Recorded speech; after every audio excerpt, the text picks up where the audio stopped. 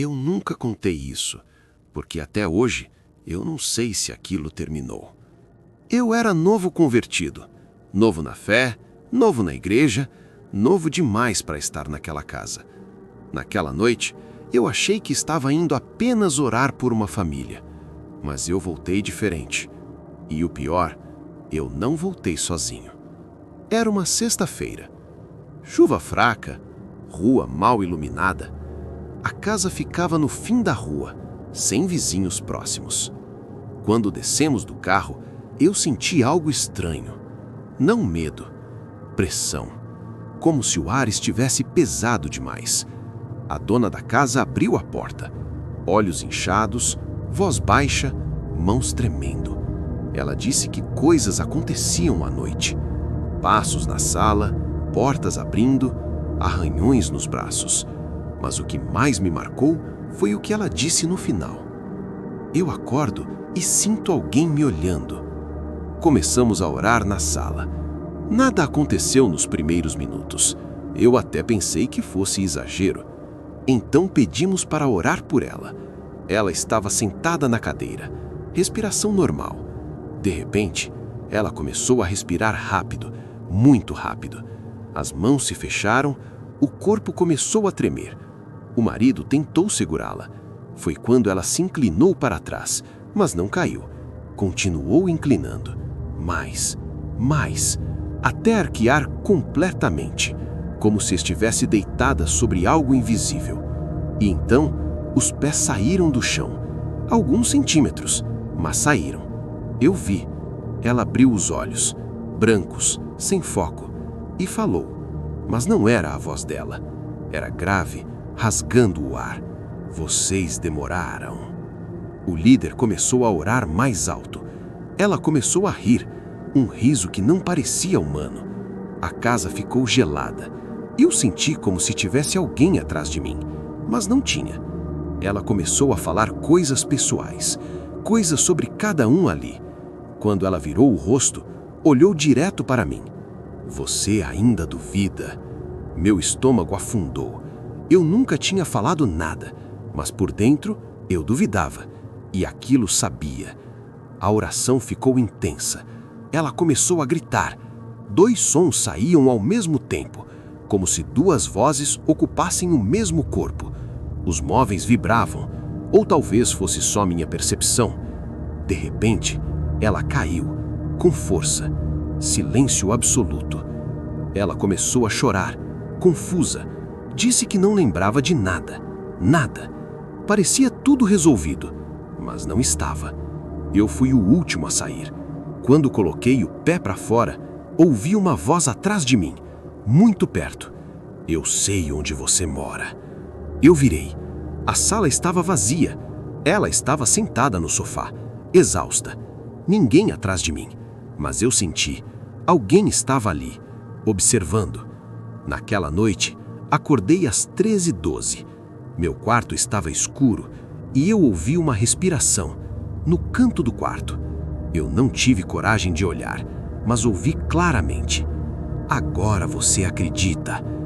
Desde aquele dia, eu nunca mais duvidei e nunca mais orei sozinho, porque às vezes o exorcismo não termina quando o corpo cai.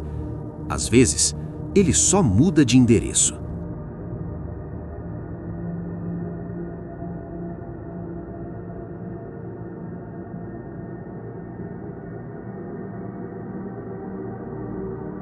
Eu nunca acreditei muito nessas coisas, até passar um fim de semana no sítio do meu tio.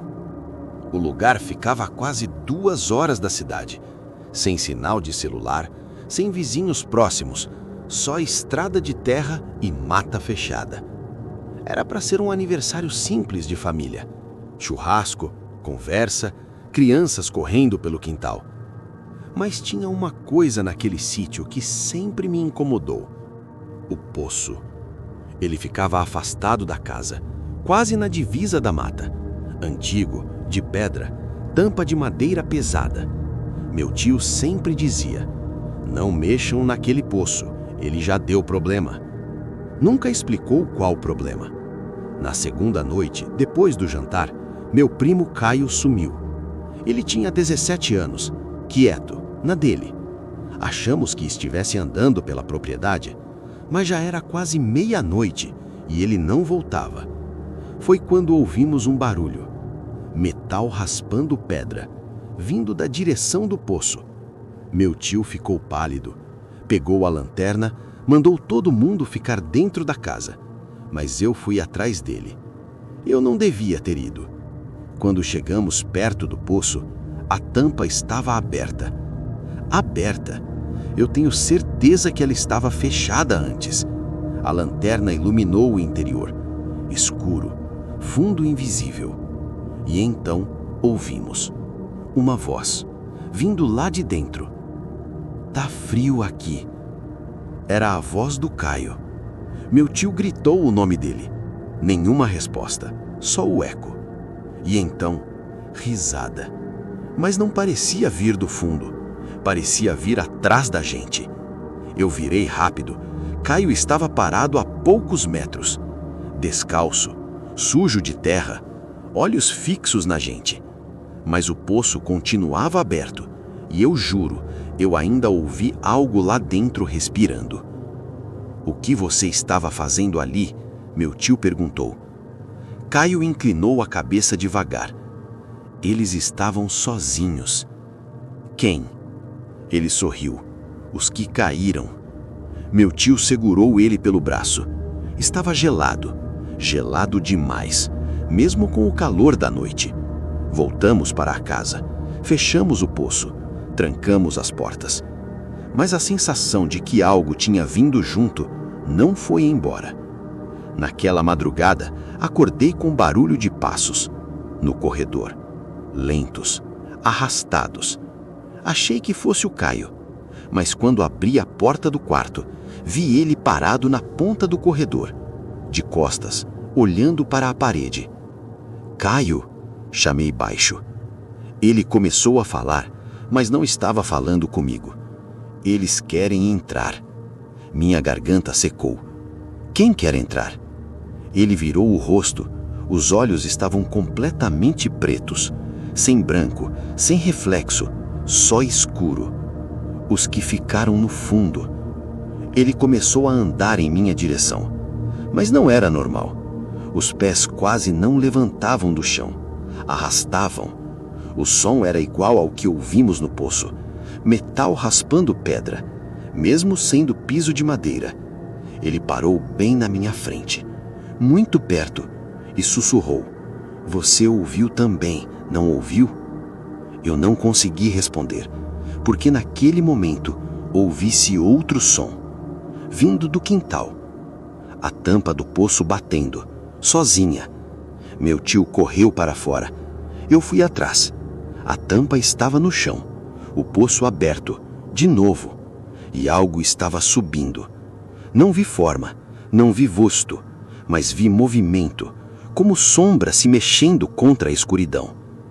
Caio começou a gritar. Caiu no chão. O corpo arqueou para trás de um jeito impossível. Ele começou a falar em duas vozes ao mesmo tempo. "Eles não gostam da luz." As lâmpadas da varanda estouraram, todas, ao mesmo tempo. O sítio ficou na completa escuridão. O que aconteceu nos próximos minutos foi confuso. Meu tio orava, minha tia chorava. Caio tremia no chão, até que ele ficou imóvel. Silêncio total. O vento parou, os insetos pararam, até o ar parecia ter parado. Depois de alguns segundos, ele piscou. Olhos normais, confuso. Disse que não lembrava de nada, nada. No dia seguinte, fomos embora cedo. Meu tio mandou lacrar o poço com concreto. Mas antes de sair, eu olhei uma última vez. A superfície estava selada, mas eu ouvi, bem baixo, como se viesse debaixo da terra: "Tá frio aqui." Eu nunca mais voltei naquele sítio, mas às vezes, quando acordo de madrugada, eu escuto o mesmo som, metal raspando pedra, e tenho a sensação de que o poço não ficou lá. Ele só encontrou outro lugar, mais perto.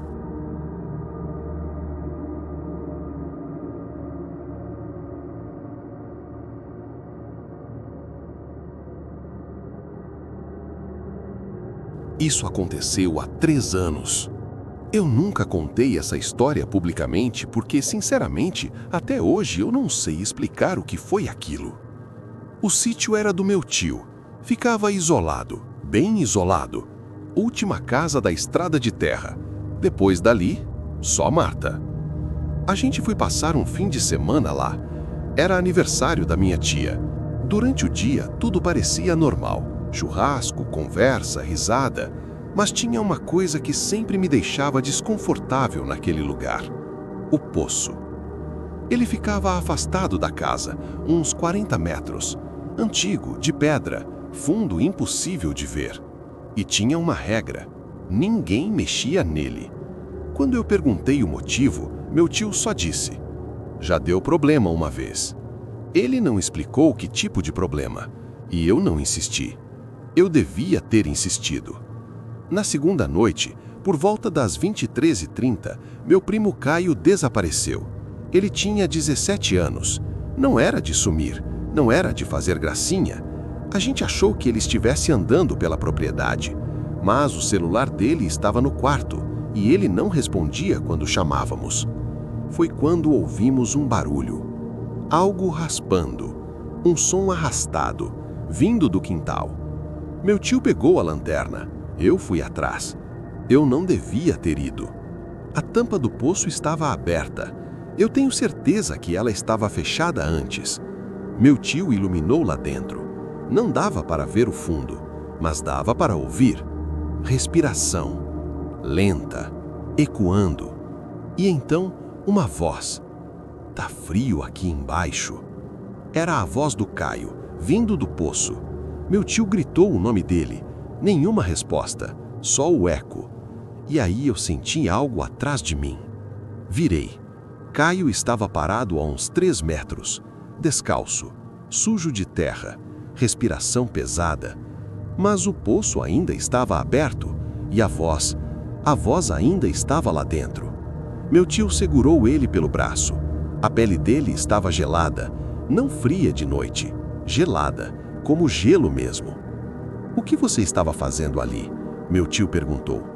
Caio demorou alguns segundos para responder. Eles estavam sozinhos. Quem? Ele inclinou a cabeça devagar demais. Os que ficaram. Naquela hora, eu senti uma coisa estranha. Não era medo. Era a sensação de que algo tinha dado errado. Muito errado. Voltamos para dentro. Fechamos a porta. Trancamos tudo. Mas naquela madrugada, eu acordei com barulho no corredor. Passos. Arrastados. Não era madeira rangendo. Era como se algo estivesse sendo puxado pelo chão.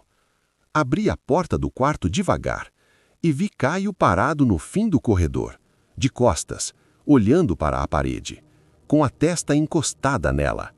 Caio? Ele começou a falar, mas não parecia estar falando comigo. Eles querem sair. Minha garganta travou. Quem quer sair? Ele virou o rosto e eu juro que por um segundo os olhos dele estavam completamente escuros, sem branco, sem reflexo. E então ele sorriu, um sorriso pequeno, errado. Você ouviu também. Nesse momento, ouvimos do lado de fora, a tampa do poço, batendo, sozinha. Meu tio saiu correndo. Eu fui atrás. A tampa estava no chão, o poço aberto de novo, mesmo trancado com corrente. E tinha uma coisa que eu nunca contei para ninguém. O concreto ao redor da borda estava úmido, como se algo tivesse acabado de sair. Caio começou a gritar atrás da gente. Caiu no chão. O corpo começou a tremer, mas não como convulsão. Era ritmado, controlado. Ele começou a falar, mas não era só a voz dele. Era como se tivesse eco por dentro da garganta. Aqui é fundo demais. As luzes da varanda piscaram, apagaram. Ficou tudo escuro, silêncio total. Até os insetos pararam. Eu nunca tinha ouvido um silêncio daquele jeito. Era pesado, sufocante. Depois de alguns minutos, ele simplesmente apagou, desmaiou. Quando acordou, não lembrava nada. Nada. No dia seguinte, fomos embora cedo. Meu tio mandou lacrar o poço com concreto reforçado. Eu não voltei mais lá, mas 2 semanas depois recebi mensagem dele. Curta. Ele voltou a falar dormindo. Perguntei o que ele dizia. Ele respondeu que está frio. Desde então, eu acordo às 13h07 da manhã às vezes, sem motivo, sem barulho. Só acordo, e em algumas dessas noites eu ouço algo no quarto, um som leve, como se unha raspasse madeira, bem devagar, e sempre penso na mesma coisa. Talvez a gente nunca tenha fechado nada. Talvez a gente tenha trazido algo de lá.